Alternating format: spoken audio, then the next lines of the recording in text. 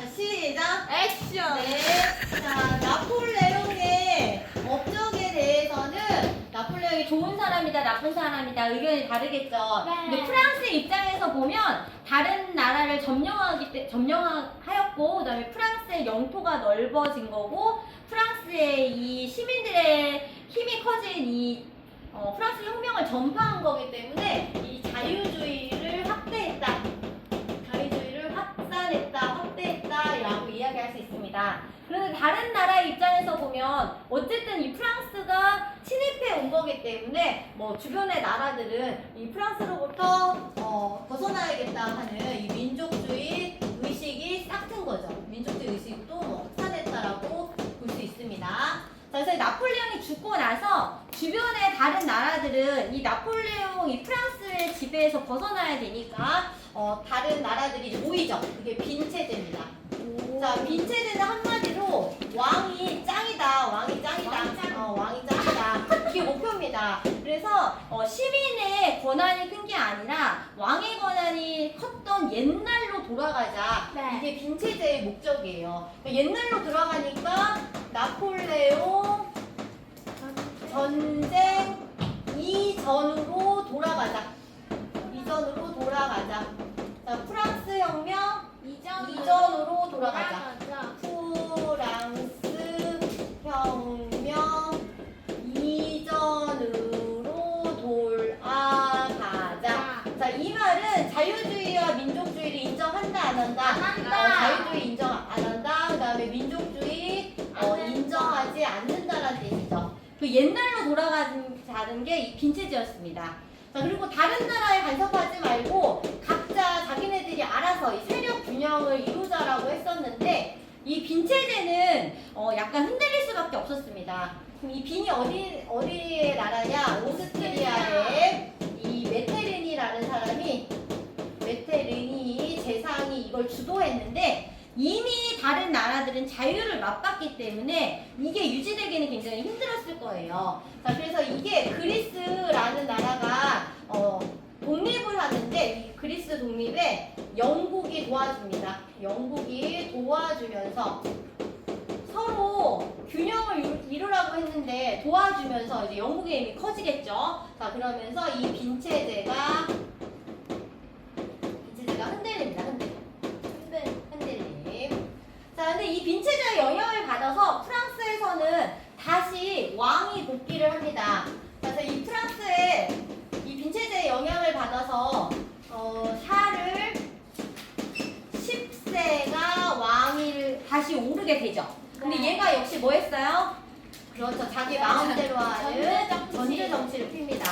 그래서 시민들이 못 살겠다. 왜 네 마음대로 또 전제 정치 하느냐. 자, 그리고 혁명을 일으키겠죠. 그게 7월 혁명입니다.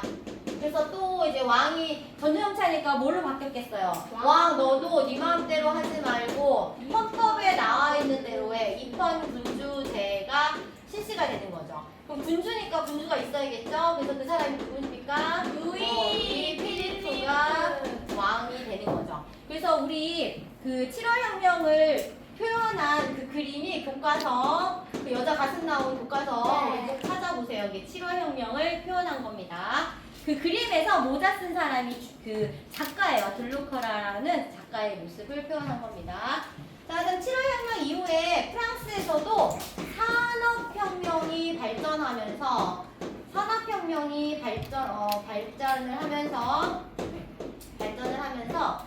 이제 노동자들이 이제 좀 많아지기 시작합니다. 그래서 이 선거권을 소수에게만 주지 말고 다수에게 선거권을 확대하라고 하는 또 혁명이 일어나요. 그게 프랑스의 몇 월 혁명이죠? 2월 혁명. 프랑스의 2월 혁명입니다.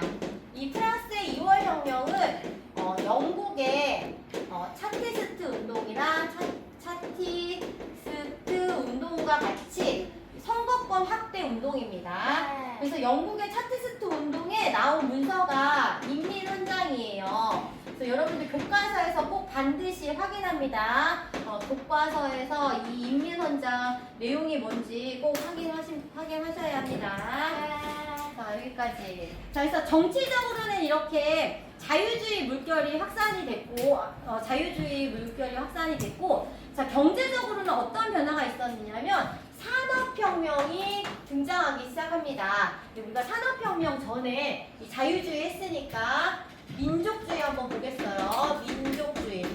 자, 민족주의라는 것은 우리 민족이 잘 살기 위해서는 다른 나라로부터 지배를 받았으면 독립을 해야 되는 거고 분열되었으면 통일을 해야 되는 게 이 민족주의가 확대되는 거죠.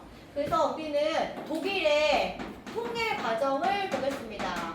자, 독일은 처음부터 독일이 아니라 프로이센, 오스트리아 이런 나라들도 분열되어 있었습니다. 분열되어 있었어요. 분열.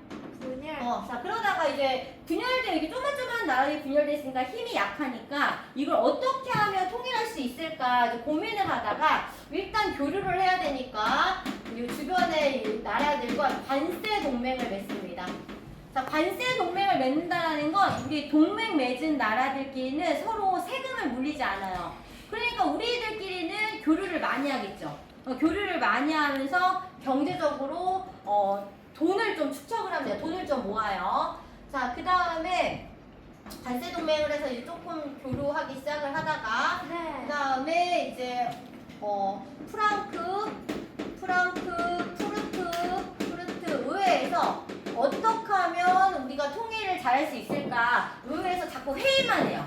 어떻게 하면 프로이센 중심으로 할 건지 오스트리아 중심으로 할 건지 회의만 해요. 그러니까 잘 이루어지지 않겠죠. 네. 그때 이제 등장한 사람이 비스마르크입니다.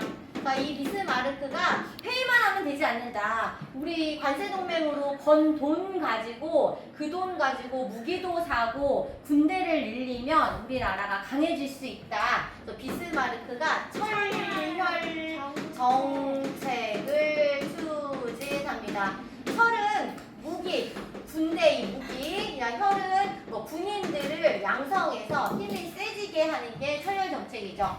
자, 그래서 주변에 오스트리아도 협파하고 프로이센도 협파하고 그래서 북독일 연방, 그 다음에 남독일 연방을 만들면서 다른 나라를 다 격파해요. 자, 그러면서 이제 하나의 완전체가 되면서 독일 제국이 수립되는 겁니다. 그래서 자기네들이 나폴레옹의 지배를 받았었는데 다시 여기 유럽을 제패한 거기 때문에 베르사유 궁전에서 이 독일 제국 선포식을 하게 됩니다. 그래서 비스마르크는 왕이 아니라 재상, 외교관의 역할을 하기 때문에 이 독일 제국의 이제 왕은 이제 빌헬름 1세가 이제 왕이 되는 거죠. 독일의 통일 과정이었습니다. 자, 라틴 아메리카는 다른 나라의 지배를 받고 있었습니다. 이 에스파냐와 이 포르투갈의 지배를 받고 있었는데 미국도 독립하고 미국 혁명의 영향, 그 다음에 계몽 사상도 발전하면서 우리도 이제 독립을 좀 해봐야겠다라는 생각이 들죠. 그다음에 특히 라틴 아메리카의 이 에스파냐, 포르투갈의 이제 후손들이 그 라틴 아메리카에 정착해서 낳은 사람들을 뭐라고 하냐면 크리오라고 합니다. 근데 이 사람들이 주도적으로 역할을 해서 그 볼리바르 라틴 아메리카의 아버지라고 하는 이 볼리바르, 그다음에 산 마르틴이 이런 사람들이 앞장을 서서 독립을 합니다. 그래서 가장 먼저 독립한 나라가 아이티입니다. 아이티. 어느 나라로부터 독립했어요? 그렇죠. 프랑스로부터 아이티가 독립을 했습니다. 자, 그래서 이 라틴 아메리카 독립까지 했습니다. 자, 그 다음에 밑에 미국은 멀로주의라고 해서 멀로 선언을 발표해서 각 대륙에서 각자 자기 대륙만 운영해라 이렇게 해서 참견하지 마라 그래서 미국의 멀로 선언으로 라틴 아메리카가 독립을 했습니다. 네. 이제 끝.